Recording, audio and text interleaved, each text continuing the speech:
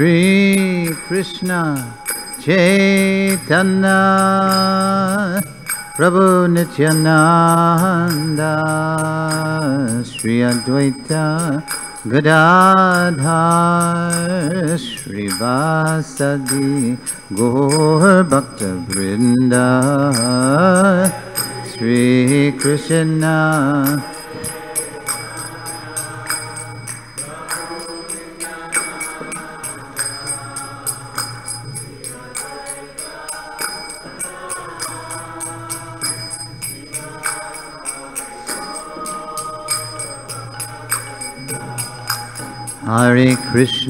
Hare Krishna, Krishna Krishna, Hare Hare, Hare Rama,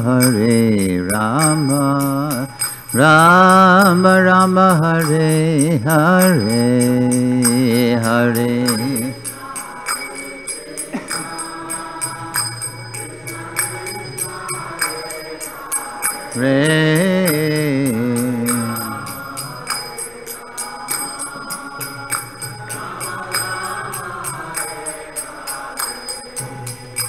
Hare Krishna, Krishna Krishna, Hare Hare, Hare Rama, Rama Rama, Hare Hare, Hare.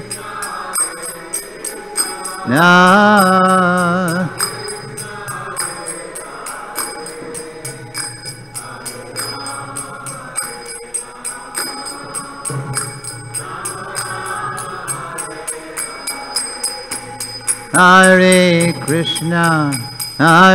Krishna, Krishna Krishna, Hare Hare, Hare Rama, Rama Rama, Hare Hare. Hare Krishna, Hare Rama, Hare Rama, Prabhupada, Jai Prabhupada.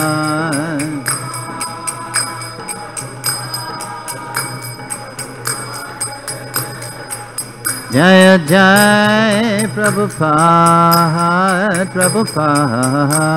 Prabhupada, Jai Prabhupada.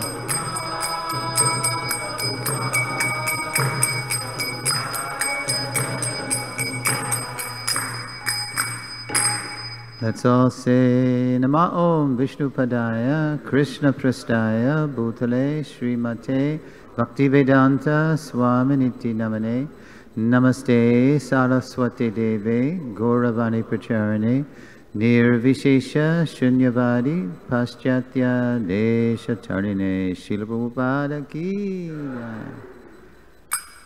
Hare Krishna.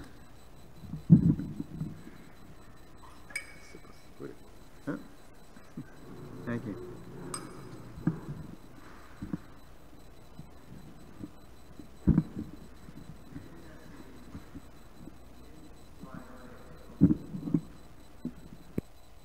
With the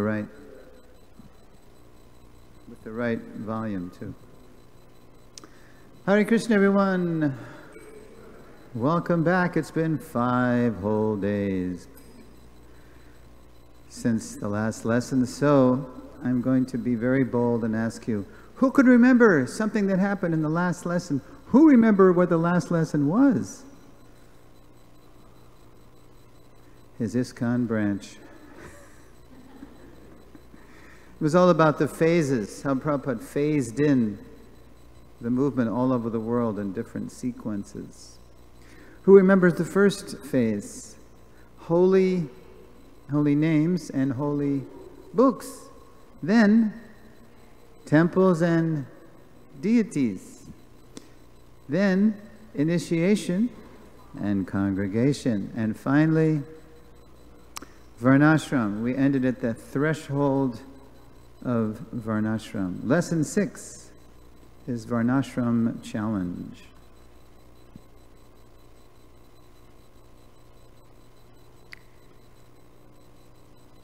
Yeah. So Srila Prabhupada liked this photo so much that he said it could be used as a founder Acharya photo. Once again, it's Prabhupada at Bhaktivedanta Manor on the South Lawn. At the close of the last lesson, we heard Srila Prabhupada say near the end of his life that his one lamentation was that the lights went out. No. His one lamentation was that he had not had time to establish Varnashram, the Vedic organization of society into 4 natural occupational groups and 4 stages of life. Quote, man's stepping stone for spiritual understanding, unquote, Gita 231 purport. In this lesson, we'll look at Srila Prabhupada's vision for Varnashram, which is still the great frontier for establishing Krishna consciousness throughout the world. First of all, for half the lesson, what we do is we look at the 4 ways Prabhupada used the term Varnashram. That's one reason the whole topic has been so daunting, that Prabhupada actually used the term in 4 different contexts. And then, to make it doubly challenging, we're going to look at how Prabhupada used the term, he applied the term differently to ISKCON over 3 phases of time. So 4 ways, 3 different applications. So it's daunting, but it's very clear by the end what Prabhupada really wanted for ISKCON. So let's take a look at the 4 ways in which Prabhupada used the term. There's Prabhupada at the Radha Damodar Temple, courtyard, lecturing on nectar devotion, November, or Kartik anyway, 1972, Seva Kunj. So where's the audience mic? Okay. So Akhilesh Prabhu, first of all, you read that. Vedic Varnashram. That's the first way Prabhupada used the term. Dormant Varnashram. Anyone not know what dormant means? Frère Jacques, dormez-vous?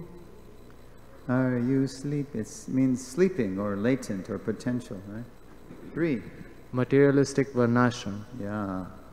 Kamsa, he knew a lot of Varnashram principles, but he was twisting them around his twisted intelligence. And finally, here's the one that Prabhupada was interested in. Daiva Varnashram for Kali Yuga. Yes. Now,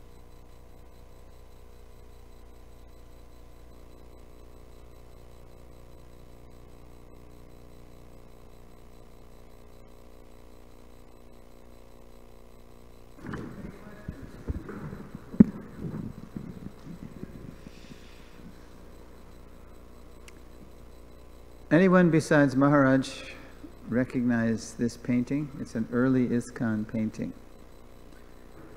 Where did it appear? Yes, Naveen Prabhu. Oh, okay, we're going to switch. Bhagavad Gita, which edition? It appeared in the Bhagavad Gita describing for... No, it wasn't a BBT edition. So before the BBT was? Macmillan. The Macmillan Company. Yeah. Macmillan owned the rights to the Gita. That was Prabhupada's way of getting the Gita out there before his BBT was really, was even founded.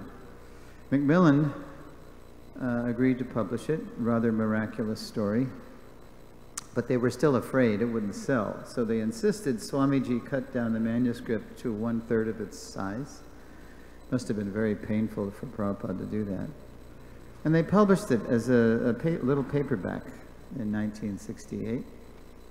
Finally, in 72, after it sold a lot, because we were selling them, Macmillan agreed to print the whole thing, albeit with a lot of mistakes and goofs, which are gradually being corrected.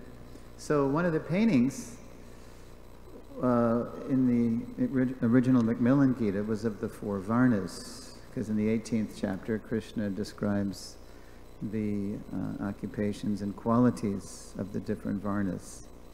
So, okay, Brahmins, Kshatriyas, Vaishyas, Shudras.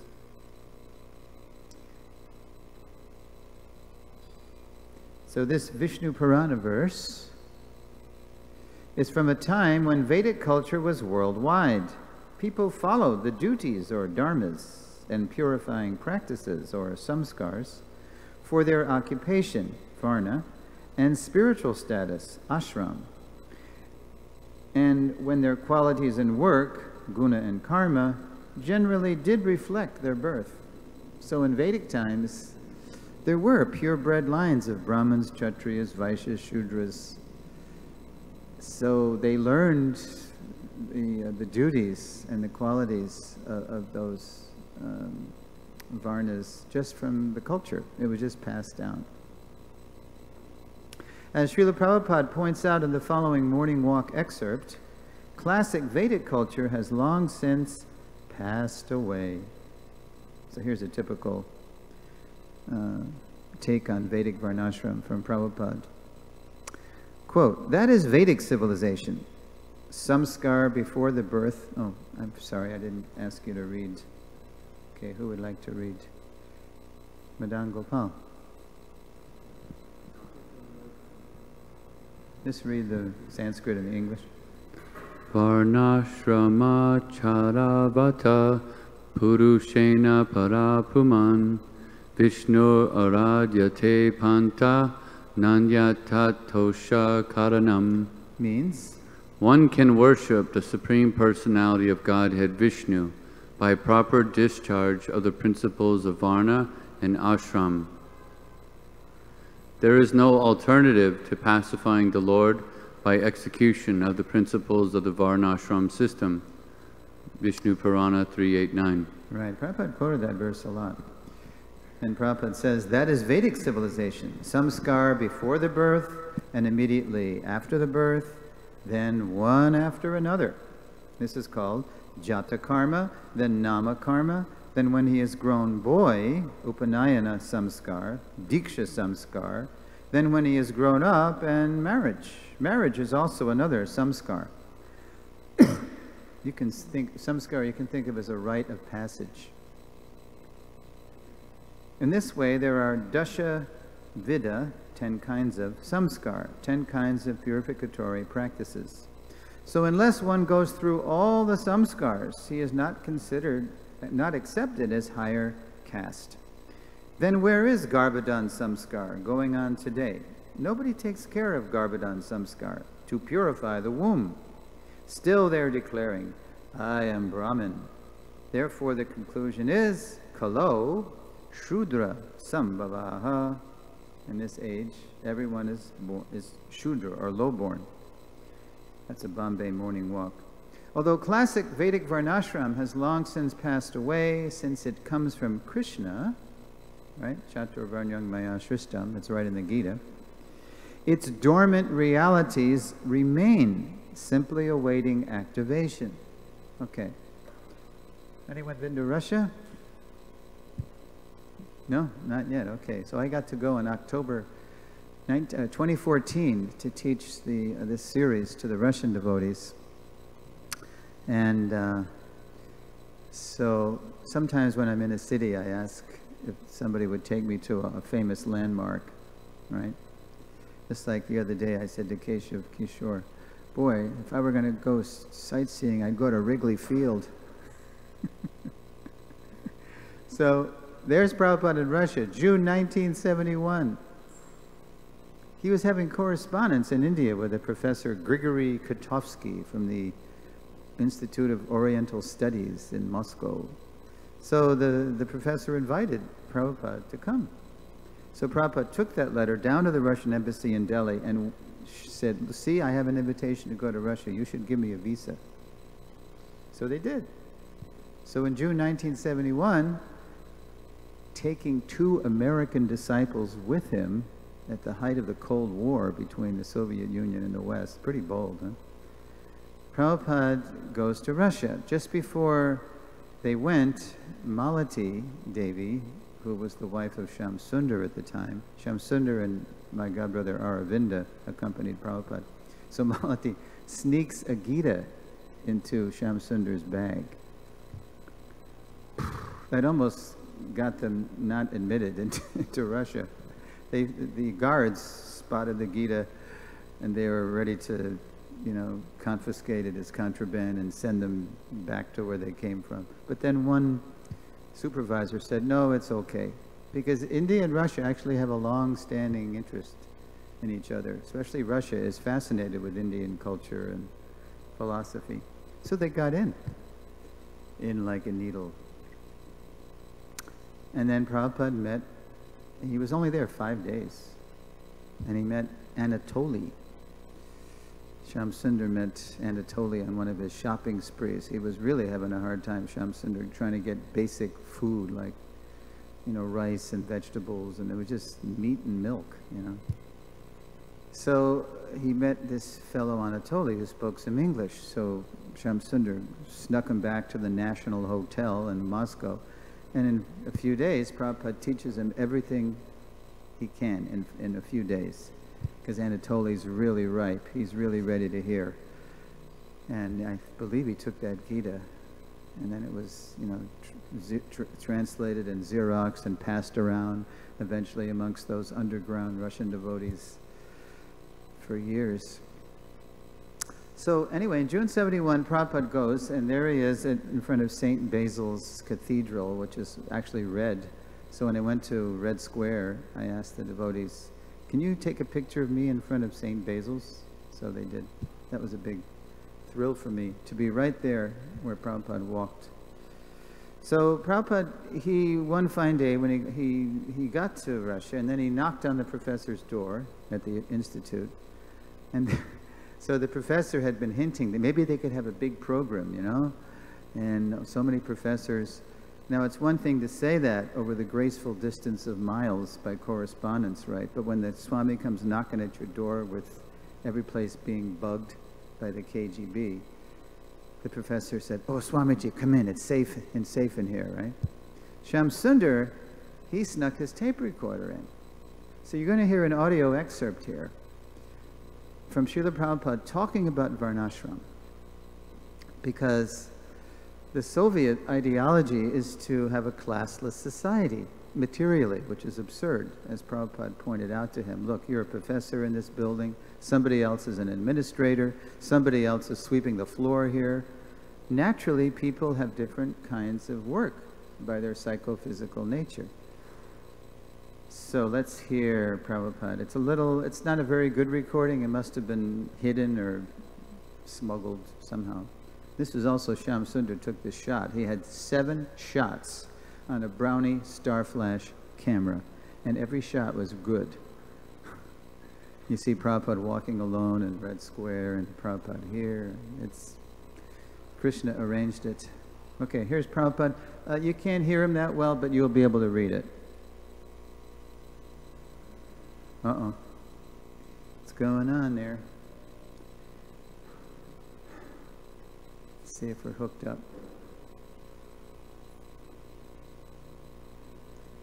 Volume, input.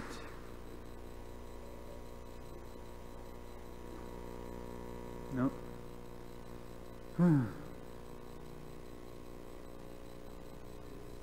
Try it.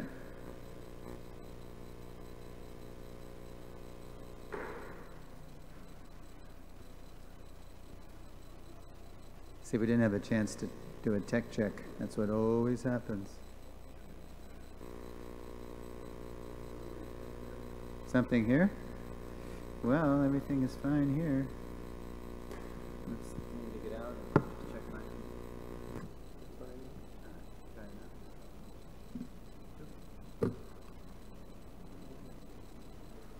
something wrong with the sound.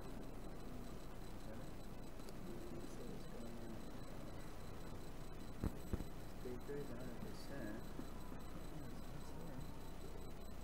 Just nothing marked blocking.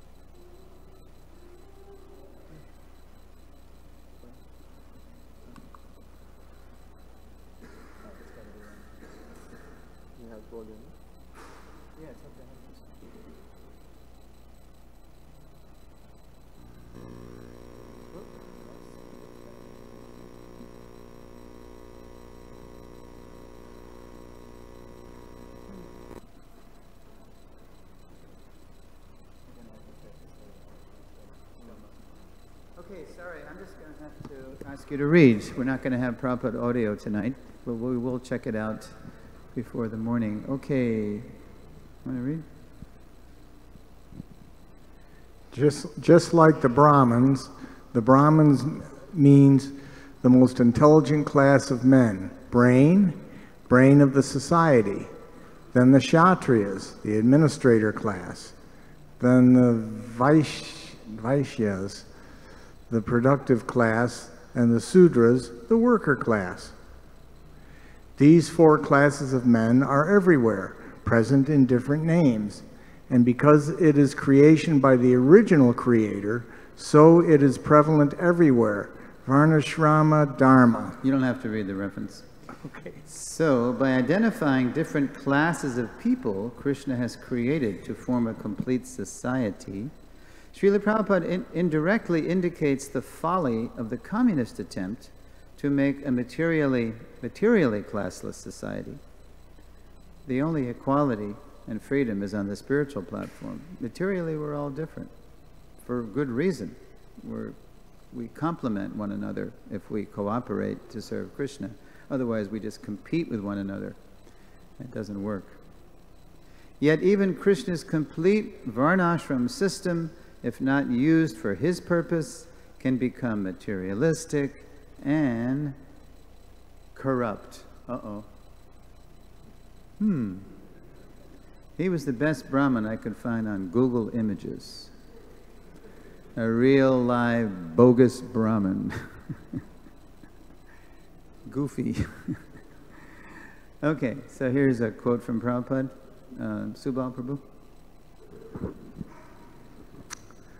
The corrupt caste system of present India is never sanctioned by the scriptures, but the natural caste system is made by God, according to the quality and work of the subject, and it was never designed for the benefit of accidental birthright. I was giving this seminar in Kerala, South India, where there's a lot of communism. And so I asked Bhaktivinoda Swami, how in the world did the communists ever get a foothold in South India, where there's so much culture? And he said, it's the corruption of the caste Brahmins, Prabhu. They just presume so much power, exploit the people, so the people just get fed up. If this is Vedic culture, they think, then we don't want it, because we're simply being exploited by these caste Brahmins. So they become very ripe for communist propaganda. And another kind of materialistic varnashram is karmakanda varnashram, the kind of varnashram that feeds your material desires, invites you to enjoy the material world in a Vedic way, so at least you don't get degraded. So we would have heard Prabhupada say this. How about Subal?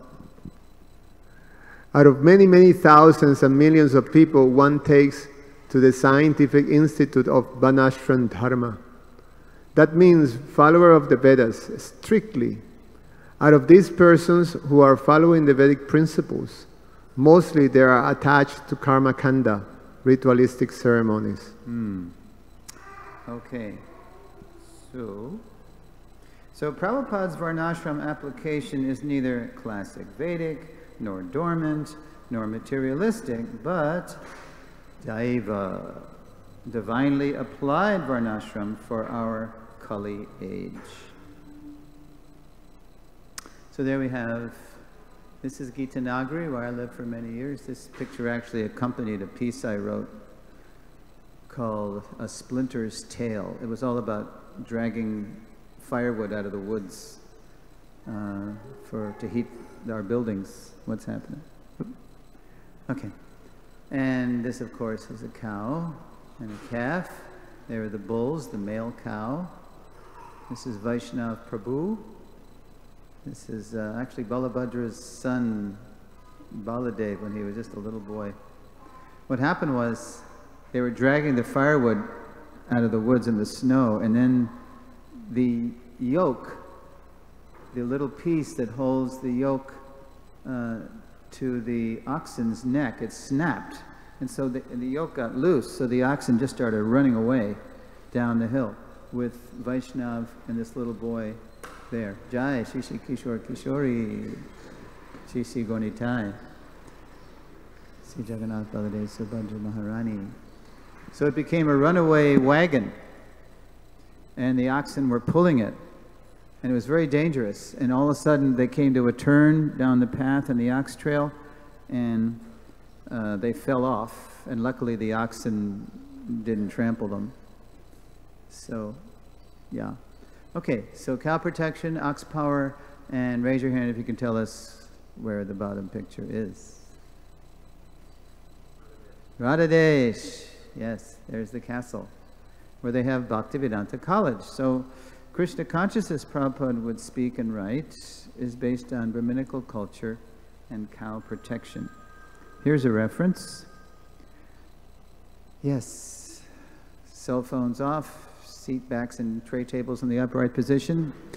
Thank you for choosing Goloka Airways. We know you have a choice. Yanti Deva Brata Deva. So that joke is funny once. So if you're, please turn your cell phones off. Thank you. So here's Prabhupada. Quote, so the example is set by the Supreme Personality of Godhead that human civilization will advance only on the basis of Brahminical culture and cow protection. As soon as there is fall down from Brahminical culture, and as soon as there is discrepancy in the protection of cows, there will be no more peace in the world. It's interesting, you can historically trace as technology enabled people to slaughter the cows en masse. I think the first book about the horrors of cow slaughter was written by Upton Sinclair about the slaughterhouses here in Chicago. The Jungle, I believe. Famous book. So that's when it started getting mechanized. And that's also when World War II happened, or World War I, and then World War II. And since then, the slaughter of cows has become exponential. So now the whole world is, there's still, 16,000 nuclear bombs out there with people as crazy as a loon in charge of them. So the planet is being terrorized. Yes, Maharaj. Okay, you got that.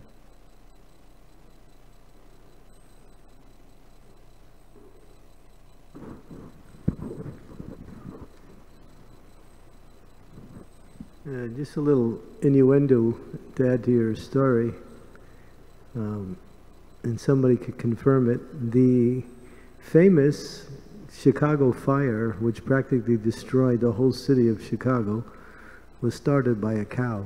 Yep. Mrs. O'Leary's cow. Yeah, so they got their reaction. Yeah, and that was even before it got really that was in the 1870s, I believe, that fire, or 1860s. Yeah, what to speak of the fire that is enveloping us more literally even out in California, right? Okay, so there's a direct connection between slaughter and war. What was that? George Bernard Shaw wrote a whole poem about that, the karmic connection between slaughter and war. Thus, cruelty begets its offspring, war. Yeah. As the more and more, the more we... What's up? They gorged themselves on the remnants of dead bodies. That's yes. part of the poem. You remember that part? Yeah, we gorge ourselves on the flesh of beasts, something like that. Yeah, it's very clear. Or Ralph Waldo Emerson, you have just dined, said Emerson, and however scrupulously the slaughterhouse is concealed in the graceful distance of miles, there is complicity. Or as the Manu Samhita would say, there are 7 culpable parties involved in slaughter. The one who gives the order, the one who does it, the one who renders it, that's what they call it, rendering, cutting it up, the one who transports it, sells it, buys it, cooks it, serves it, eats it, they're all equally in for it by the laws of nature, the laws of karma. Okay, so, and Prabhupada continues, therefore he, Krishna, specifically said, Go, Brahmana, Hitaya, Cha. This Krishna consciousness movement is for the protection of Brahminical culture and cows. This was a 1968 lecture in LA. That was a phase of time when Prabhupada was really trying to engage all the devotees, and there weren't that many, in Brahminical activities, deity worship, chanting, studying the books, Sankirtan, to glimpse how disconnected most of us are from the, quote, plain living and high thinking of the above reference. Challenge yourself. Just think about these questions.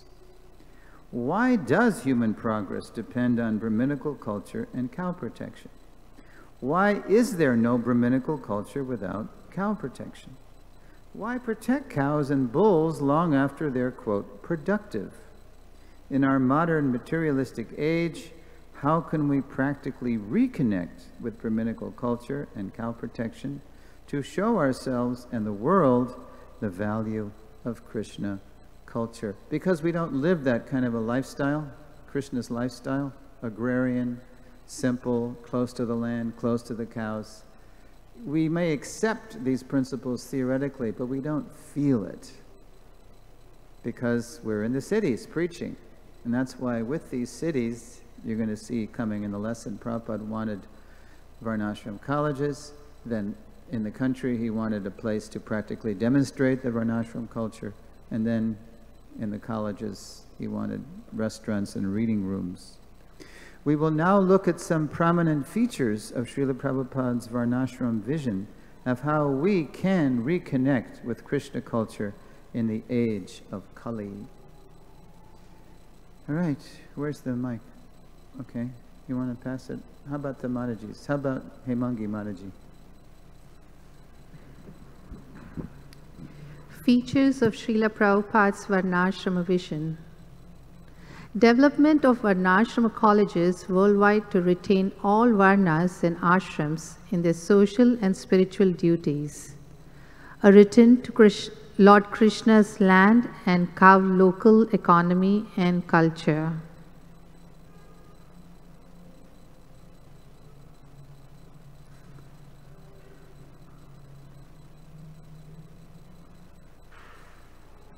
A mutual respect and deep appreciation among all classes of people based on their material interdependence and spiritual equality as God's servants.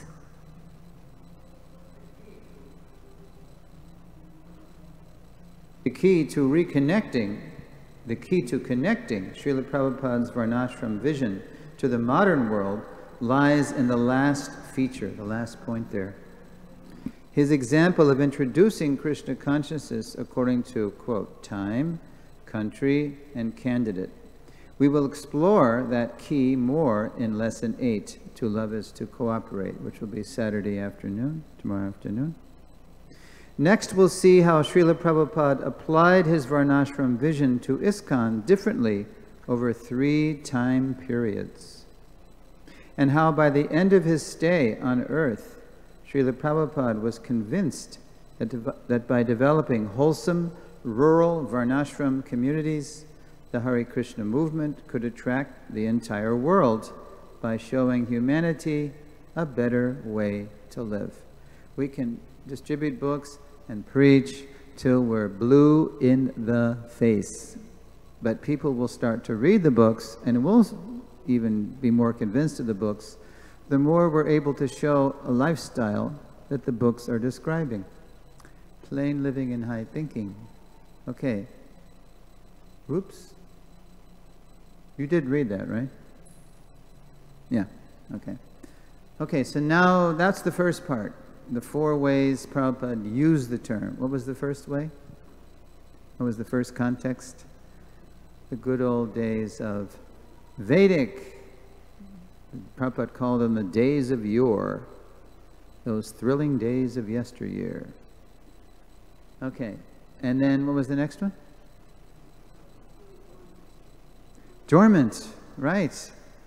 It's there anyway. There's already, I mean, right in this room, there's people who are more intellectually inclined, people who are more administratively, or I call them soldiers and statesmen, or CEOs.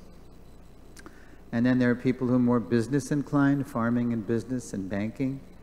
And there are people who are more inclined to help, to do all the work. Brahmins, Kshatriya, and Vaishyas, they're useless unless they have assistants. What's the modern word for Shudra? Employee. Most of us are in the employ of others. That's perfectly fine. If we weren't working for others, then how would the leaders get anything done? Prabhupada made a point once. He said, if I cut my toe, I'm going to marshal all my energy and intelligence to get that toe back up to speed, to get it healthy again. I'm not going to disdain my toe because it's the lowest part of my body. Oh, you're only the Shudra part of my body. I don't care about you. No. Everybody's important in Varnashram culture. Okay, so now we're going to look at how Prabhupada, okay, let's see. It was Vedic, dormant, then what was it? Materialistic, right? Either the caste system or the karma kanda mentality of Varnashram. And then finally, Daiva, right? Divine, the kind of Varnashram that graduates us from the cycle of birth and death, doesn't keep us spinning around this place. Okay, now we're going to look at how Prabhupada applied the Varnashram concept differently over time to ISKCON. It's very interesting. Okay, where's the mic? Oh, I'm going to read. Forget. Okay, there you go. Thank you.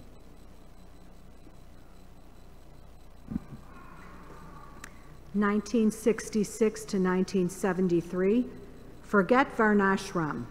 Chanting Hare Krishna is the panacea. For most of Prabhupada's preaching Leela, as he walked amongst us in ISKCON, this is the tune Srila Prabhupada was singing, believe it or not. And here's a great example of that. Oh, we're not going to hear him. It's really clear. Yeah, okay. Want to read it? Therefore, this is the panacea, to engage everyone in Krishna consciousness, chanting Hare Krishna. This is the only remedy. Now you cannot again introduce this system of Varnashram. Yeah, just chant and dance, chant and be happy, distribute books, have festivals, have Ratha Yatra. Forget about Varnashram. That's like, 5,000 years ago or 5 million years ago. Just be happy. Chant and be happy, right? That's one of the books we distribute. Chant and be happy. That was the tune Prabhupada was singing early on, actually for most of his time with us. And then in 1974, at the first Gaur-Purnim festival, where a significant number of ISKCON devotees were present, Prabhupada dropped a bomb. He did an about-face, and he took everybody by surprise. He blindsided everybody. Nobody knew where this was coming from. But let me, before I show you the bomb, here's the backstory, what was going on within ISKCON and outside ISKCON. Okay, outside ISKCON, the world was going through the first quote-unquote oil crisis due to the manipulation of oil prices by the Middle Eastern countries.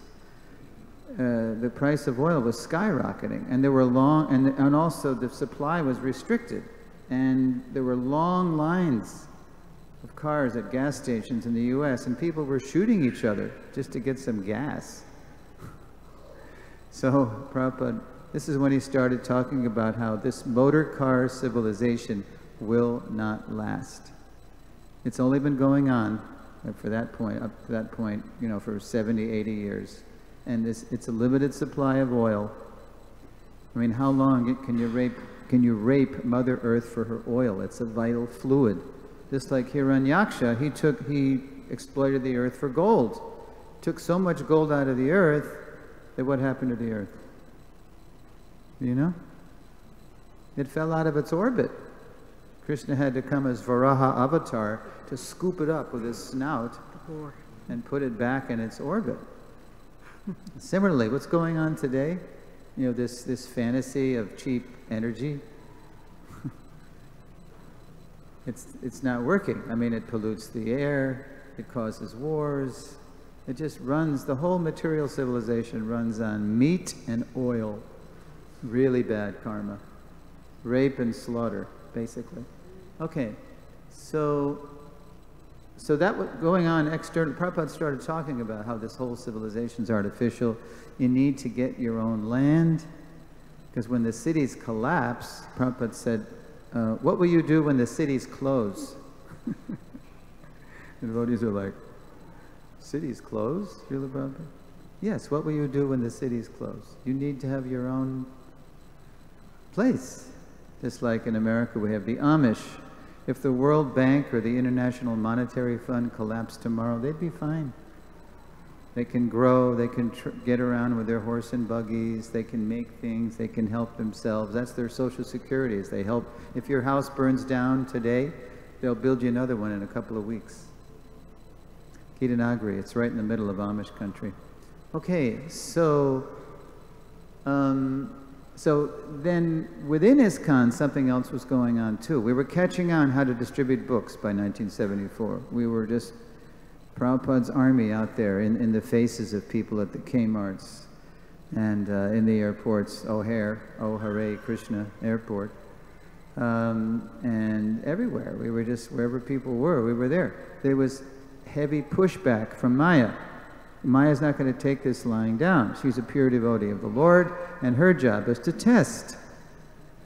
Or as my legendary godbrother Vishnu Jan Swami once told me after he walked out of a darshan with Prabhupada in Miami, he turned to me and he said, Srila Prabhupada told me that Maya's job is to make sure that no riffraff get back to Godhead.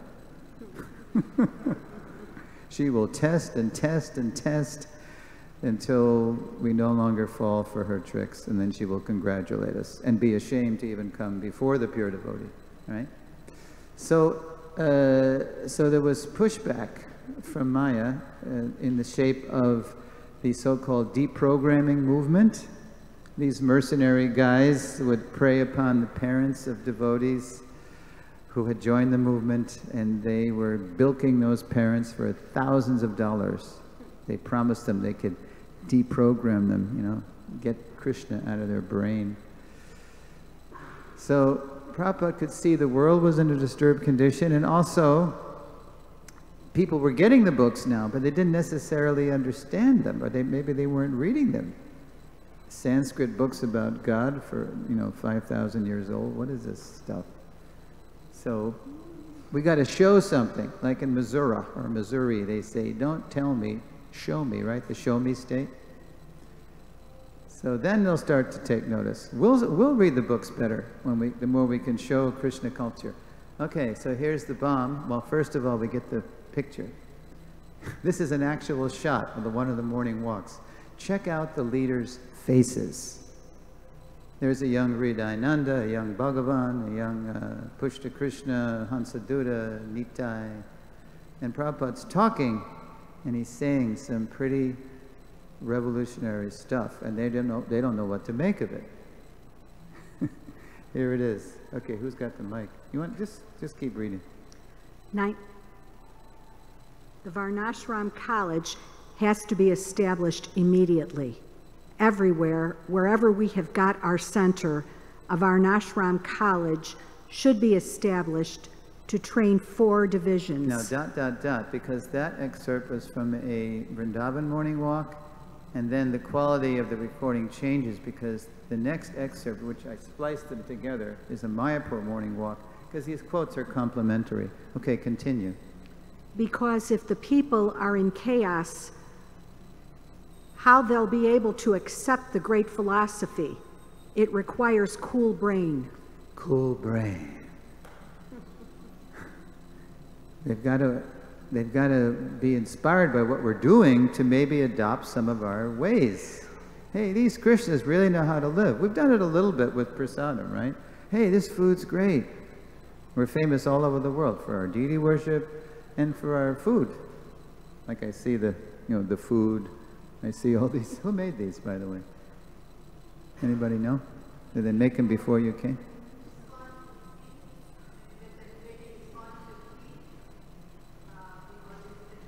Okay, that's all right.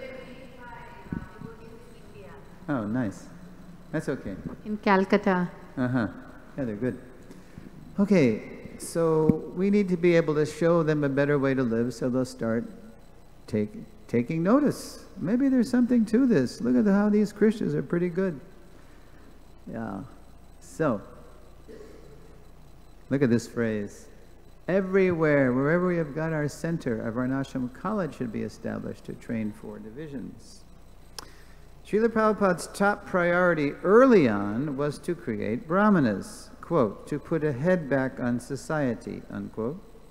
Only when the head is sound can the social body develop soundly, in ISKCON or anywhere. In the next phase of Prabhupada's Varnashram application, Srila Prabhupada appears to contradict himself. So then we have this. Now, it's not really a contradiction. When Prabhupada did an about face on Varnashram, he was simply, well, I'll just read you what I wrote. Instead of hearing Prabhupada's Varnashram reversal as a contradiction, we need to understand it as an extension of his compassion. That was the highest principle Prabhupada was operating on, compassion. To connect us to suffering humanity and by extension, suffering humanity to Krishna. Since spiritual education is ISKCON's overriding purpose, the more we learn how to set up Varnashram colleges, quote, everywhere, wherever we have got our center, the more we will mature in pleasing our founder Acharya. That becomes crystal clear when we hear Srila Prabhupada's final application of Varnashram to ISKCON. So 66 to 73, forget it. 74 to 76, let's do this. They need it. You know, we're devotees. We don't really need this, but they need it. They need an example to inspire them to find out what we're really about. Then finally, in 1977, on February 14th, in his rooms in the Lotus Building at Sridham Mayapur, Prabhupada gave his final verdict on Varnashram for ISKCON. Where's the mic? Yeah.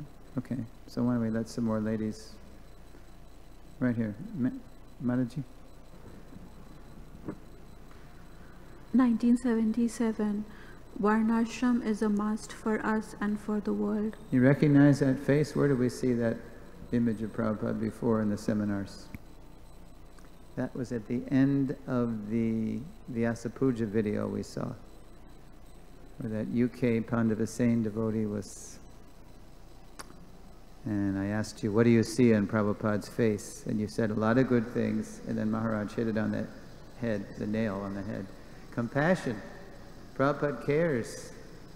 Okay, so here's the excerpt. We'll have to. There's Prabhupada at New Vrindavan. Is that 74, Maharaj? There's Dattatreya. Is that Sukavaha? He's walking down the path at Bahulaban. That's clear. But I'm not sure of the year.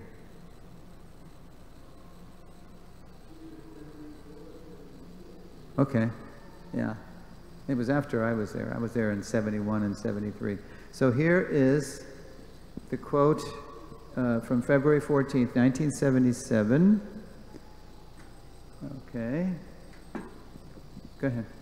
The Varnashram Dharma should be established to become a Vaishnav. It is not so easy to become Vaishnav. If to become Vaishnav is so easy, why so many fall down? It is not easy. It's not easy. If you do have access to the Veda base, boy, this is a conversation you've got to read or even hear if you have the audio. It's February 14th. There's 2 conversations that day. The second conversation is between Prabhupada and Satsvarup Maharaj and Harishari Prabhu. And Prabhupada is saying this. We need to do this inside ISKCON because my trusted leaders, even they're falling down. And so Harishari, I forget who, Satsrup Maharaj, they say, but Prabhupada, I thought you said chanting Hare Krishna replaces all this varnashram stuff. And Prabhupada said, yes, it can. It can. And then Harishari Prabhu said that in his talks with Ramananda Roy, Mahaprabhu rejected varnashram. He wanted Ramananda Roy to go higher. And so Prabhupada said, yes. Mahaprabhu said, oh Ramananda, eho baihya, this is external. Please go further. And Prabhupada said, so you're chanting like Mahaprabhu? Right? Who is in the mood of Radharani, Mahabhav. He's Krishna in the mood of Radha. You can't even chant 16 rounds properly. And why are so many people falling down? We need to situate people more according to their natures. Otherwise they're too disturbed.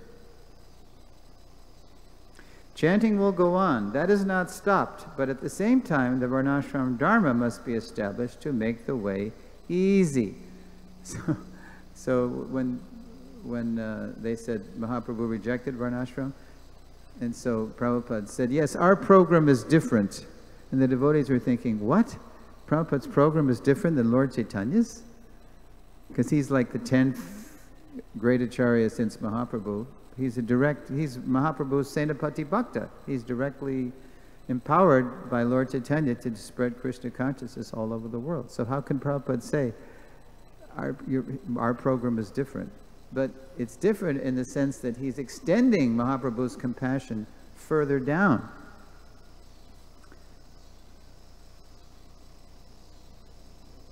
Although Lord Chaitanya dismissed varnashram as external to life's goal, Srila Prabhupada embraced it to further extend the Lord's mercy so that everyone could get aboard the path home, back to Godhead.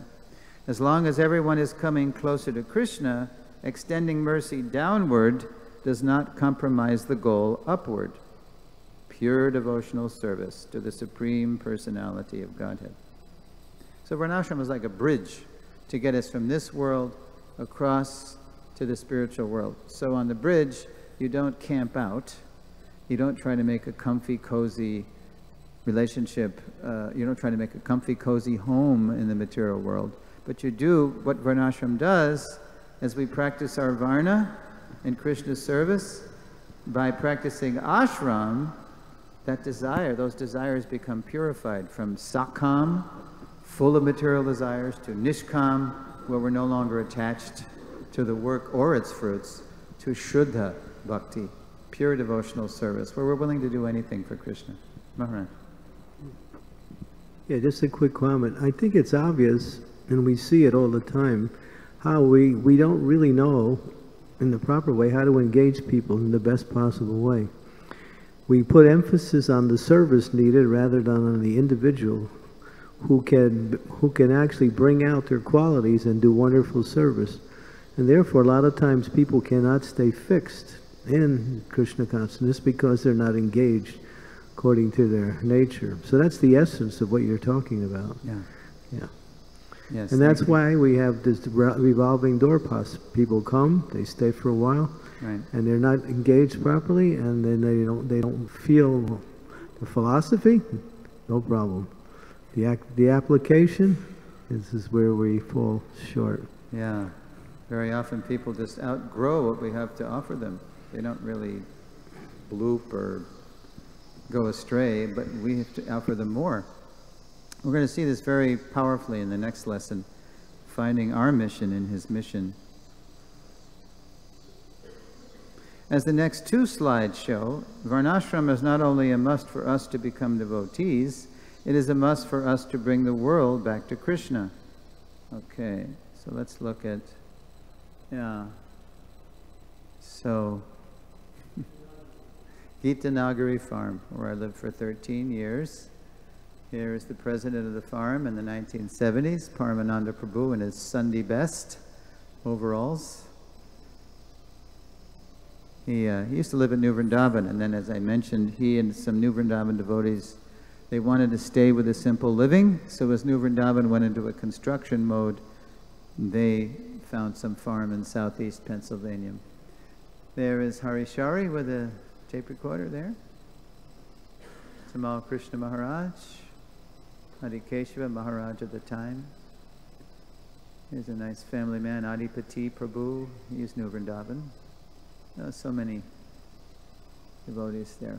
Okay, so Prabhupada only made one visit to Gitanagari, July 15th, 1976. It was a project of the New York temple at that time, because the temple wanted to get fresh produce and ahimsa, nonviolent milk products from the farm to offer to Sri Sri Radha Govinda in New York.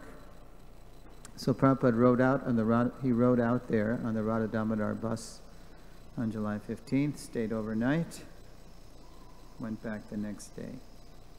So what we're going to see here is an excerpt from Tamal Krishna Maharaj's diary, and it's part of a letter he wrote to Harishari Prabhu, because Tamal Krishna Maharaj took over the servant's job from Harishari for Prabhupada's final year in this world. And here is what TKG wrote to Harishari Prabhu, or in the diary. Where's the mic? Okay. Who wants to read? Volunteers? Okay, you got to take her right here. Oh, we got it first. Let's let the lady read. There you go.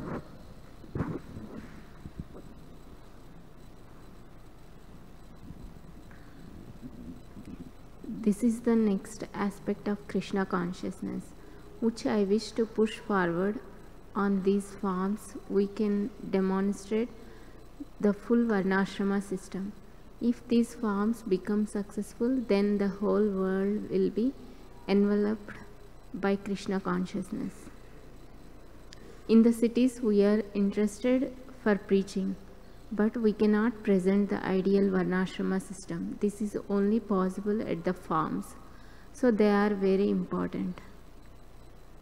So this reference reminds us that by, quote, farms, Prabhupada really meant rural villages. When people hear the word farms, if they're from the city, they have this knee-jerk reaction. It means I'm going to have to dig in the dirt all day, and that's not me. But it's all about really displaying the full range of the Varnas in terms of simple living and high thinking. Doesn't mean we're going to duplicate all the Ugra Karma jobs we have in the cities, but people can actually exercise their natural tendencies to work in sattvic occupations. Okay, so here's a quote from the evening lecture Prabhupada gave at Gitanagari that evening. He gave it in this house right here. That used to be the temple, and Prabhupada spent the night there. Quote, so this Krishna consciousness movement is trying to revive village organization, as you are trying here. Krishna, in his natural life, is a village boy in Vrindavan. Vrindavan is a village. And then Prabhupada told the devotees, so keep working these oxen, these bulls, because if you don't work them, the day will come when you want to eat them. Because that's the utility of the bull. Apart from, fertilizing the earth with its dung. I mean, that's really valuable. But they're real, when they're in their healthy part of their lives, they can really provide a lot of muscle to get the work done. Okay, so, but it does not mean that we shall avoid city life or town life. No, everything is everything. Every place is Krishna's. Everywhere there should be Krishna consciousness. Now in the lesson's final slides, we confront the components of Prabhupada's Varnashram challenge and what we must do to meet it. Okay, let's go back first. I owe a great debt to His Holiness Bhakti Raghava Swami. Do you know Bhakti Raghava Swami from Canada? Who has part of a leg blown off because he was injured trying to defend Mayapur in '84 when it was attacked. It was attacked a couple of times. So in the second attack, he told me the whole thing. and I think he caught a grenade or something, or something really horrible. So anyway, he's a real Varnashram preacher, and he has a lot of communities in countries where they're not so spoiled by artificial living standards. So in India, Indonesia, Bali, different places, he has Varnashram communities. And so he publishes things from time to time, and these are some bullet points from Maharaj about why we've been so reluctant, why we've been so slow to take up Prabhupada's Varnashram challenge. It's very good. Okay, so let's have, maybe Raharaj can read this.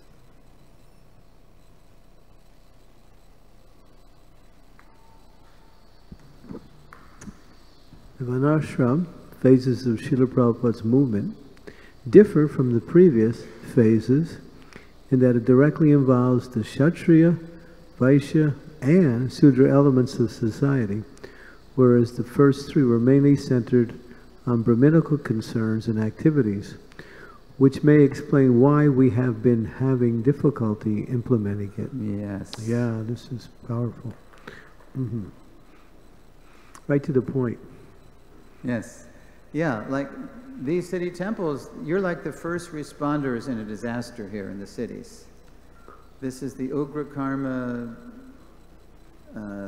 typical Ugra Karma. Like I was born in New York City. Here we are in Chicago. I was born in New York. When I heard Prabhupada say these modern cities are dungeons of demons, it really resonated with me, because my first memory as a kid is looking down my parents' apartment in Stuyvesant Town, Lower East Side, 13 stories down to the street, and being absolutely terrified, just because I was so high up, and everything down there was just Prabhupada called it a four-wheel dog race, with fire engines and sirens, and so when we moved to Connecticut when I was 5, I felt like I'd died and gone to heaven, because at least there was grass, Blackboard jungle, asphalt jungle. Yeah, it's actually a little better today in New York City than it was when I was born. But yeah, the cities are, these cauldrons of passion and ignorance. But here you are, right on 1716 West Lunt. So when people walk in, they're getting a glimpse of the spiritual world. But it's a glimpse. It's a glimpse. Prabhupada wanted us to be able to show a culture behind the glimpse, the full culture, not just the Brahminical side. In these city temples, we're practicing Brahminical culture in the sense that we're practicing Prabhupada's sadhana bhakti. We rise early, we get clean, do our morning ablutions for the pleasure of the deity. We sing for the pleasure of the deity. We chant the deity's names. We greet the deities, and we have class hearing about the deity. And then people, if they're preaching, they distribute books, or if you're back here, you support the preaching by supporting the temple, working for the temple. But we don't want it to just be a facade where we're never able to show the actual way Krishna lives. Just like they have these movie sets, right? But they're just movie sets. They're not actual buildings. They're just the front of buildings. So we want to be able to take people right through to the culture that Krishna lives. So that's where we talk about, the villages that Prabhupada's mentioning. In the following Gita purport, Srila Prabhupada reaches out to engage what I call non-regulative devotees in Krishna's mission. Maharaj is saying that Varnashram, when Prabhupada talks about Varnashram, he's talking about engaging everybody else, the Kshatriya, Vaishya, and Shudra elements, not just Brahminical elements. Now, you might remember that sequence in the Gita, chapter 12, devotional service, texts 8, 9, and 10, where Krishna says, just think of me. That's what pure devotees can do. Then he takes it down a step. If you can't always think of me, just practice the rules and regulations of Bhakti Yoga. In this way, you will develop a desire to attain me. So that's when we take initiation, that's what we're doing. We're chanting, we're hearing, we're associating with devotees, we're serving the deities, we're preaching, we're doing so many things, activities in Krishna service. That's called sadhana bhakti, devotional service and practice. And then Krishna takes it a step further down in text 10. If you can't follow the rules and regulations of bhakti yoga, then just try to work for me. Because by working for me, you will come to the perfect stage. And then in the purport, Prabhupada reaches out to Kshatriya, Vaishya, and Shudra Varna types. And that's most people. Quote, this is what Prabhupada says in the purport to that verse. There are many devotees who are engaged in the propagation of Krishna consciousness, and they require help. So even if one cannot directly practice the regulative principles of bhakti yoga, he can try to help such work. Every endeavor requires land, labor, organization, and capital. Prabhupada got that from his economics professor at Scottish Churches College. Land, labor, organization, and capital. That's the stuff that Kshatriyas, Vaishyas, and Shudras have or know. This voluntary service to the cause of Krishna consciousness will help one rise to a higher state of love for God, whereupon one becomes perfect.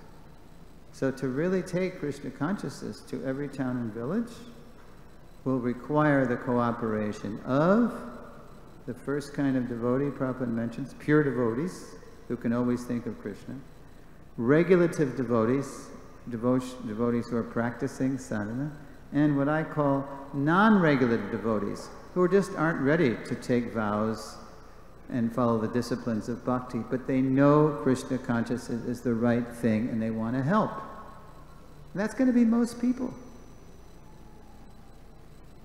So when we're able to really engage people from all walks of life in Krishna service, in Prabhupada's Varnashram vision, that's when this movement's really going to go places. Now, let's look at the next bullet point. Maharaj. One reason we have failed to take up Varnashram has been our fixation on city temples. In order to accommodate the Varnashram mission, we need to make a paradigm shift. In order to accomplish this, education, exposure, and training are a must. For this reason, Srila Prabhupada has urged us to establish Varnashram colleges. So when Prabhupada dropped that bomb, devotees got inspired, but then we didn't know much. So we just went out and bought a lot of land, a lot of cows, and just sort of like yahoos charged into the country and mostly fell on our faces. Yeah. So many failed farms. Yeah. And abused kids and abused animals. And that doesn't mean Prabhupada's order was wrong, but we didn't do the first thing he said. We didn't study it. In 1973 in Bhaktivedanta Manor, Shamsundar Prabhu kept Prabhupada there for many weeks because he kept the VIPs coming. The media stars, the professors, the politicians, the clergy. Shamsundar knew how to keep Prabhupada. One meeting Prabhupada had was with a very famous social scientist named E.F. Schumacher, who wrote a book called Small is Beautiful. And Prabhupada agreed with him. Prabhupada told us, we didn't necessarily know this, but we know now because of all the access to his words through the archives. He said, make a small unit of ideal community. Small unit. Don't be this bigger is better stuff like you Americans think, right? Do something big, but start small. Let it grow organically, naturally. So if we really want to approach this phase of Prabhupada's movement, we have to study it, see what it is, and train people. And give training. Education and training. So in 1992, the GBC passed a correspondence resolution that Sureshwara Das should chair a committee to study all of Prabhupada's instructions on Varnashram. I didn't even know about the resolution. I was selling paintings in a mall to support my family near Gitanagari by this time. And I got a call from a devotee in Florida. And the devotee didn't announce himself. He just said, "Congratulations, Mr. Chairman." I said, "Who's this?" I thought it was a customer for oil paintings, right? I was selling paintings in the mall. "No, this is so-and-so." "Oh, what are you talking about, Prabhu?" So he told me he read the resolution to me. What? I never heard about this. They want me to chair a committee to investigate all of Prabhupada's instructions on Varnashram? Huh? They must think I know something just because I was writing all these plain living and high thinking pieces in the 80s and the 90s about working the cows and growing the crops, or milking the cows, working the oxen. So they must have thought I knew something. Yeah. Mm-hmm. So I said, "Okay, thanks for telling me. I don't suppose there's a budget for this, is there?" "Oh, I don't know about that, Prabhu."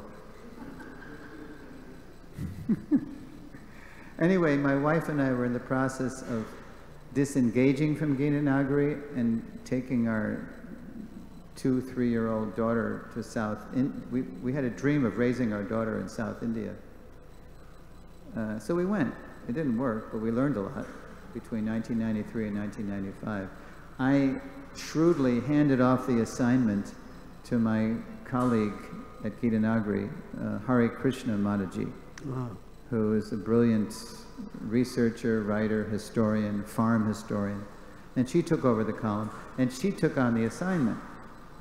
So when I got back to the States, sadder but wiser, a couple of years later, we moved to a new community, Prabhupada Village in North Carolina, where the archives is. So I wrote Hare Krishna Dasi, and I said, "Hey, Hare Krishna, how you doing? How's the research going?" She said, "Oh, it's great. I did all the research. We have enough for 5 books. I said, "Really?" "Yeah, including a whole curriculum for Varnashram College. It's all in Prabhupada's Vani. It's all in his words. We just have to research it, compile it, and do it." I said, "Okay. Well, you know, I'm living in Prabhupada Village in Sandy Ridge, North Carolina here, and I think the Bhaktivedanta Archives, which is here, I think they'll probably print at least 1 volume. Yeah. They're on board with this." And so they did, after I edited her stuff, and then we submitted it. In 1999, 7 years after I got the order from the GBC to do this, they came out with a book. It's in the database. You may have seen, maybe you haven't seen, but it's a mustard cover with that Gitanagari picture on the front. And it's called Speaking About Varnashram. And it shows the evolution of Prabhupada's preaching about Varnashram just with the spoken word, morning walks, room conversations, from 1968 to 1977. Yeah. And it showed how we need it. We need it. And Prabhupada wants it. So we sent it to all the GBCs. I think there were about 35 of them at the time. What do you think, what kind of a response do you think we got? No response. Well, we did get one thank you. Because by 1999, 7 years after they gave me the assignment, the 2 GBCs who proposed the resolution, they weren't even in ISKCON anymore. Wow! So ISKCON wasn't ready for it. Happily, today, at least it's, as I mentioned before, politically correct to be pro-Varnashram. And even we have His Holiness Shivaram Swami now taking up the baton and trying to rally devotees around this final phase of Prabhupada's mission. Jai Shri Shri Kishore Kishori. Ki Jai. Ki Jai. Okay, enough digression here. We'll do more in the Q&A. Suresh? Yes.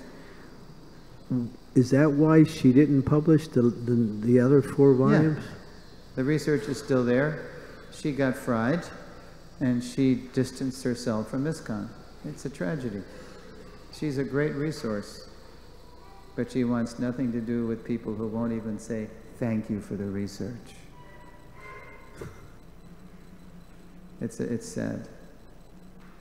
Okay, I mean, our governing body's in a better place now to at least approach the challenge. But it's a shame we lost a good Vaishnavi along the way.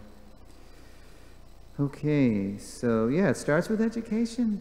You got to know what you're doing before you buy land and cows. Having cows is like having kids. They're dependents, and they require your attention every single day. ISKCON flourishes wherever its leaders value Srila Prabhupada's overriding purpose, education. Okay, now we got one more bullet point. Maharaj, is this? Okay. A classless society can only exist when all individuals identify themselves as servants of Krishna while accepting roles within Varnashram as in a drama or play. Yeah. This is interesting. Let's explain. Classless. This is what the Soviets were trying for, but materially. It didn't work materially.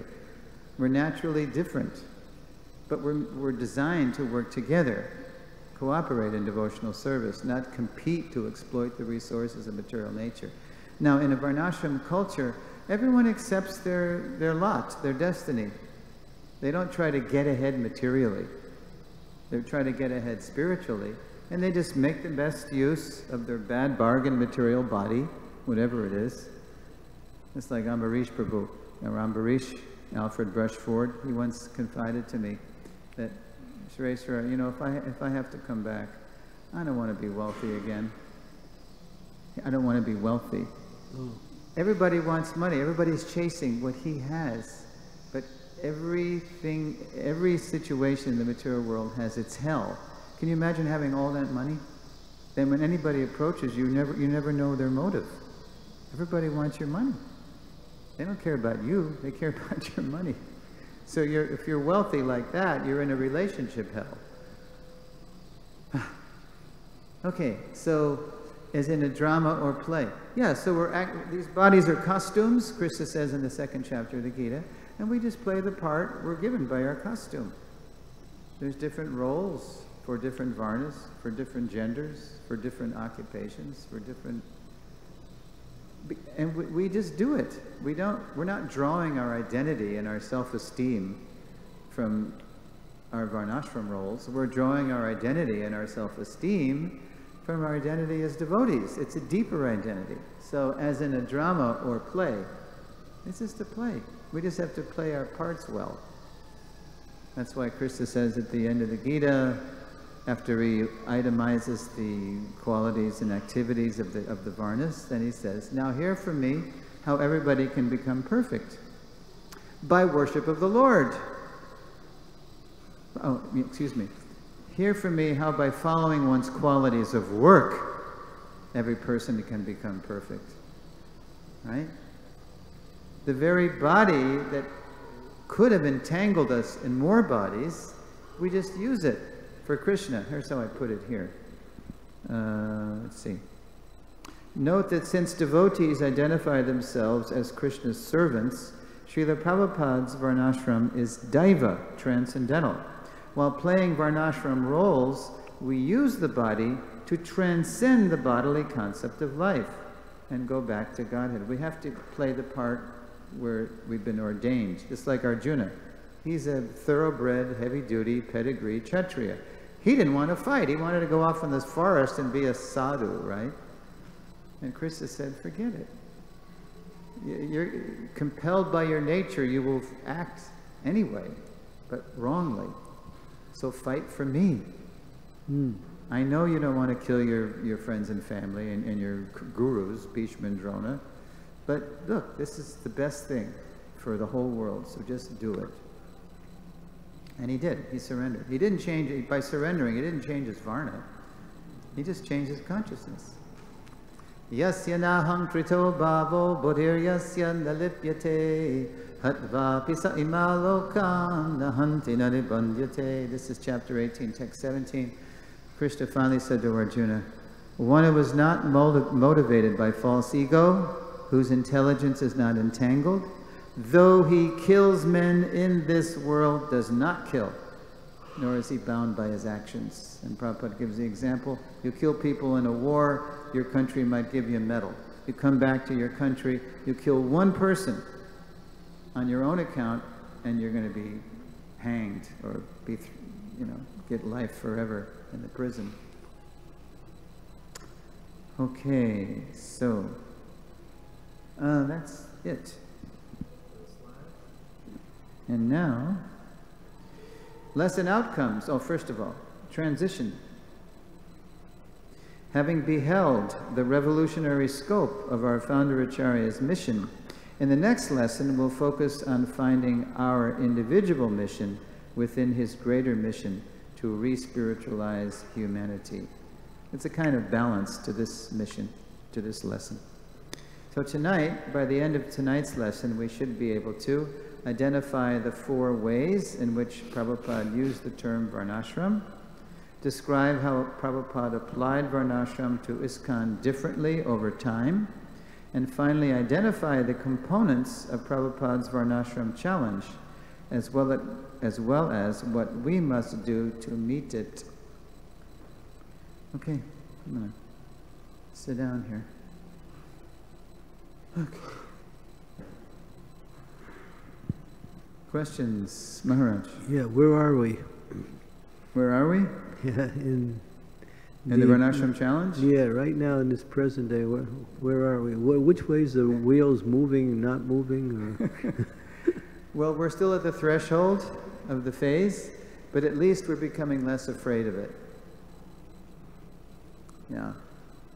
I mean, you know what's going on, for example, at the GBC level is a step up from where it was. It's not Varnashram, the paradigm, it's more or less corporate, this whole strategic planning stuff. It's a corporate paradigm about how to improve ISKCON. But I'll tell you, it's a lot better than the chaos that it used to be. At least we're able to be a little more organized and thoughtful, and but it doesn't really, there's no real, it's not the ultimate paradigm for ISKCON, which is Daiva Varnashram. But that's okay, because at least we're improving, and it's putting ahead at least on society so that we can consider developing the social body, which is the Varnashram system. Do they see it like that? Well, I see it like that. I don't know. If they see it like that, then yeah. But I mean, it can alienate. I'm not so much inspired by that corporate mood. No, and I think devotees who know about the Varnashram phase of Prabhupada's mission, they also maybe roll their eyes a little bit with some of this stuff that goes on. But I see it as positive because it's inevitable that as the head gets clear, as we get clear at the head, we have like when we're in the womb of our mothers, the head develops, the command and control system. The nervous system develops so the rest of the body can develop. That has to be there. So I think it's just Lord Chaitanya's way of bringing us along step by step. No, I don't think, I mean, if you talk to different GBCs, they'll have different opinions about that, but I sort of zoom out and take the long view and see that it's a positive step, but it has to be outgrown. It's another skin that has to be shed. Yeah. Mm-hmm. Okay, anybody else have any questions about Varnashram? And, you know, the whole thing about what's my Varna, that's the next lesson. So hold off on that. Okay, we have a taker here.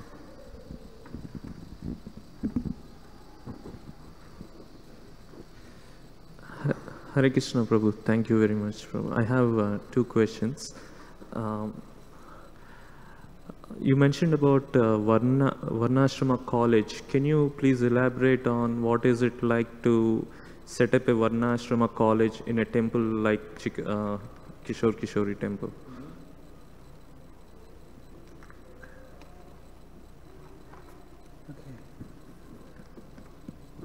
Okay, first of all, I mean, it's not at the temple. Prabhupada said near the temple. Every center should have a college near the temple. So a lot of the answer to your question is on these morning walks, because the devotees once they get over the shock of Prabhupada saying we have to do this, we have to do Varnashram, and it starts with the Varnashram college. Then they start peppering him with questions about what is it? You know, how do we do this? And then Prabhupada starts giving answers. Do you have the Veda base? Yeah, Bhaktivedanta Veda base. Do you have that? Well, no, it's a program. you purchase from the Bhaktivedanta archives, and they send you. I'll tell you, it's worth every penny. Back in the day, I got it for $600. Now it's only, I think it's only 100. But it's a program you can get. It's all of Prabhupada's spoken and written words, recorded. So, yeah, Hare Krishna Mataji, she said, yeah, I have enough material here for 4 or 5 volumes. But basically, it's the training. It's what all the Varnas and all the ashrams are supposed to do. And again, it's all in Prabhupada's Vani, but it's scattered throughout the Vani, so you have to gather it and then present it systematically.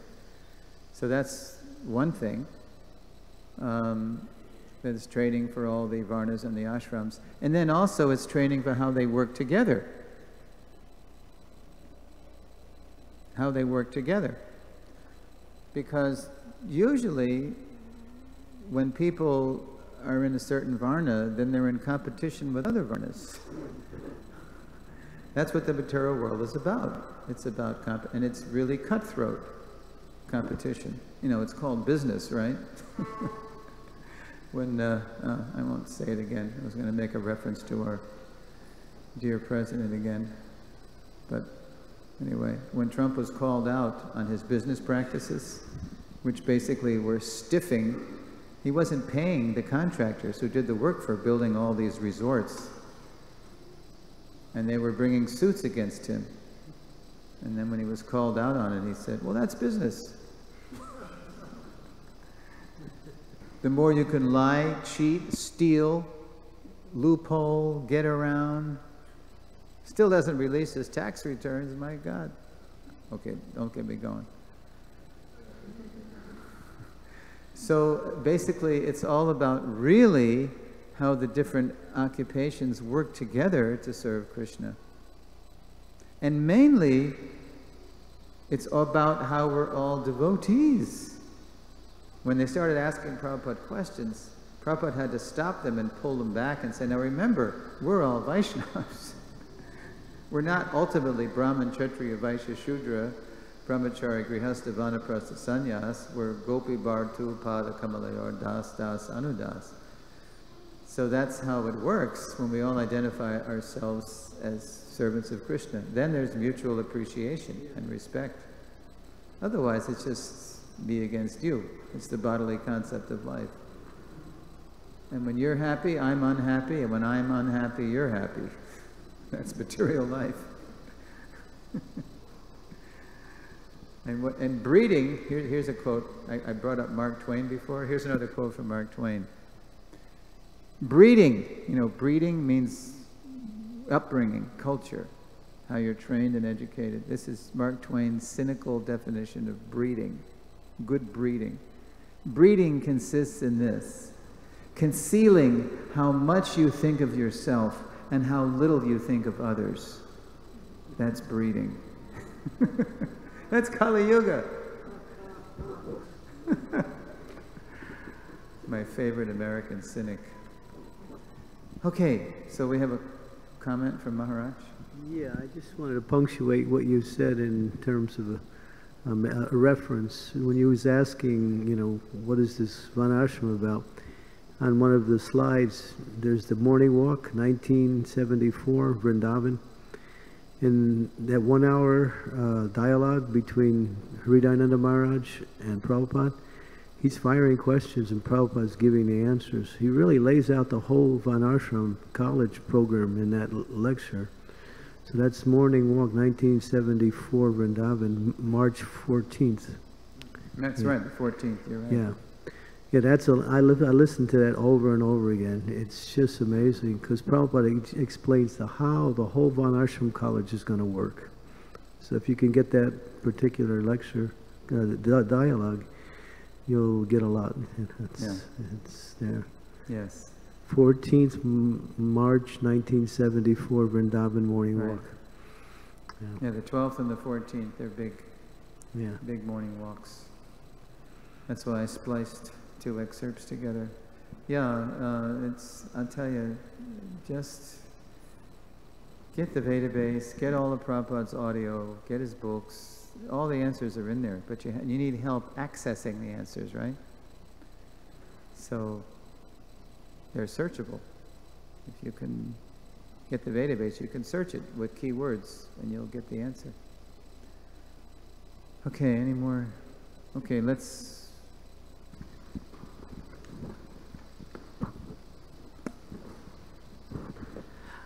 Prabhuji, during the course of your presentation, you also made a reference to the Amish community. So I wanted to understand if, in the case of Varnashram, if Prabhupada's final goal is to make our ISKCON independently self-sustaining like the Amish community, something He like didn't say Amish, but yeah, that's I happen to live at Gitanagari, which is an Amish country, so I could relate to, in Prabhupada's frame of reference, in his history, his time, what he appreciated was Gandhi. Gandhi, Swadeshi, live in your own place, produce only what you need, use only what you produce. That was the Gandhi Prabhupada liked. Gandhi, the Gita commentator, Prabhupada had no use for. So he had a very mixed relationship with Gandhi, but he really, Gandhi spinning his own cloth and boycotting the British cloth and all that. Yeah, it's live locally. Now, when I was at Gitanagari, I had Amish friends. So I had one Amish friend, his name was Sali Wengard, a good Pennsylvania Dutch name. And Sali, as many of the Amish would, they would support themselves with simple occupations. So Sali used to make blankets, weave his own blankets on looms, and he also would sell magnets to put on people's pipes to reverse the polarity of their water, to purify their water. So, so we had a relationship. He was always trying to figure us out, right? So one day he said to me, let me get this straight, Rich. So we started in the 18th century with horses. That's their power, the horse, the big workhorse, like the Clydesdales. And we never left horses, and it's true. To this day, that's how they get around, that's how they plow, that's how they harvest, with horses. Now you guys, you started, he knew we were first generation Krishnas, right? And we were refugees from the cities and the suburbs. So you guys started with sports cars, a lot of us, we were hot rodders or whatever as teenagers. You started with cars, and you're trying to go to oxen? Whoa! Now, in a few words, in his own folksy way, Sali Wengard was capturing the kind of guna challenge, the modal challenge we were faced with. We started in the modes of passion and ignorance. That was our lifestyle. And we're trying to go to a sattvic lifestyle. Presto, boom. And it's not that easy. It actually takes generations. And Prabhupada would sometimes make statements like that. So ultimately in the 80s, we were doing good stuff. We got the prize for having the best herd of brown Swiss cows in the state of Pennsylvania, which is the 5th largest dairy state in America. And we were working long teams of oxen, sometimes 3 deep in oxen, 3-4 teams. Good stuff. I was writing about it. Ultimately, it wasn't sustainable because we still maintained our urban-suburban mentality. We still had our city and modern desires, right? We once had a Mennonite lady, akin to the Amish or the Mennonites. So her name was Evelyn Snook. So she was a healer. The doctors had sent her home to die of cancer in the 1940s, and she was determined, no, I know nature has cures. So she cured herself with herbs. So we used to go to her, some of the devotees used to go to her for their ailments, this herbalist. And then we said to her, Evelyn, can you come out to our farm community and show us what we have? what's our medicine? Because she said, you probably got all your medicine, your food, even your cosmetics, your body care products. You probably got it all on the farm. Sure enough, one Saturday she came out, walked us around the farm, showed us this is this and that is that. And she said, you people, you're living in a paradise here, and you don't even know it. You just don't know it, what the Lord has given you. But we would rather make money. We were selling oil paintings at the time. We had all these devotees in malls selling oil paintings. I was one of them. We would rather make money and go buy stuff once a week in Harrisburg, like you had the town run in Pittsburgh at New Bern Town, Moj. But just sort of keep our, modern mentality and never really make a transition. Take that Lakshmi and pour it into something serious, sustainable, Varnashram community. We didn't do it, so it fell apart. And then luckily Gita Nagari is now reinvented as a Ahimsa dairy, which is kind of noble. You supply cruelty-free milk and milk products to places in the region. So that's good. Yeah. Like in America, when America started in 1776, the colonies were 97% rural. So that means 90%, most of the people were growing their own, milking their own, plowing their own. Now, 2018, what percentage of the population do you think is growing the food? Any idea? It used to be 2%, it's down to 1.5%. And even those people are mostly agribusinessmen. Do you think they have our health and our well-being uppermost in their minds? It's the blessed bottom line, the almighty dollar. Unless we're growing it, milking it ourselves, we don't know what we're offering to the deities. Yeah, that's why Vishwanath Chakravarti Thakur says, plant the seed with devotion, cultivate it, harvest it, cook it, offer it, serve it, honor it with bhakti. That's patrang pushpang palong toyang. It's a whole cycle. So we got a long way to go. That's what you learn in the Varnashram. There's no need for Varnashram colleges in the days of yore in Vedic Varnashram because it's passed down. It's just part of the culture from generation to generation. Okay, it's getting a little late. Any more? Okay, and again, we're gonna do more about how to fit into this whole thing. That's the next lesson. But go ahead. So, like in today's world, a person takes on many roles. Not like it's not specifically limited to being just a. Right. So then. And even in different phases of a life, one person assumes different responsibilities based on like the particular disposition at that particular moment. And anyways, like whatever the person would be doing, Krishna, if he's doing it with the service attitude, he would be enabled by Krishna anyways. So how does That's the next lesson. So don't worry. Everybody has a place in Prabhupada's movement, whether you're in the city or in the suburbs or in the little college town or you're out in the country. There's a place for every one of us in Prabhupada's Daiva Varnashram spiritual revolution. You'll see that very powerfully next lesson. So let's experience that lesson before we go further in that. That's what the next lesson's about. Because just hearing what you just heard tonight, you might think, well, my God, where do I fit into this? So, okay, so be patient. 11 o'clock tomorrow morning. Okay, we'll give the last question to Keshav Kishore. Prabhu. Thank you, Prabhu. We're talking permanently about the North American example and difficulties to implement Prabhupada's vision and mission on the Varnashram. But there are other countries that are truly willing to do it. There's a lot of land.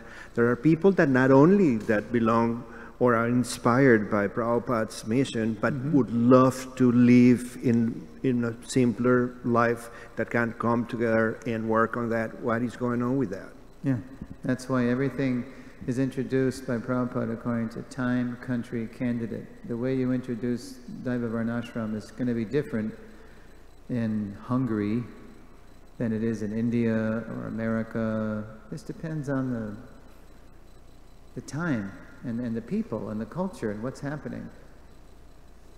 So America being the infamous capital, you know, Babylon, right, of sense gratification in the world, Mother Teresa called America the loneliest country in the world. Because everybody's so just wrapped up in themselves, in their own little nuclear families and just lonely apartments where you never know your next door neighbor, right? The way you introduce it in a place like America is different. So yeah, one size does not fit all. Yeah. You'll see that too next. Because we're different. And the modes mix differently in different parts of the world. Yeah. There was once a godbrother of mine, Rupanuga Prabhu, in the 70s. He wrote a piece for BTG about how the gunas manifest differently in different parts of America. You know what part of America came out the most sattvic? Can you guess? What region came out the most wholesome? The Pacific Northwest. Now this is pre-Microsoft, so anyway, kind of that's where there's a lot of you know, veggies and eco, and that's yeah, it sort of relates. Anyway, let's do the follow-up lesson to this tomorrow, finding our mission in His mission. This will complete the Abhideya section, finding our mission in the mission. And then Saturday afternoon we'll go into the most intense lesson of the series. To love is to cooperate, the hardest thing to do in Kali Yuga. Okay, thanks for listening. Srila Prabhupada ki jai. His Grace Sureshwar Prabhu ki jai. There is prasadam for devotees downstairs, and if you plan to have prasadam, please also help with cleanup, because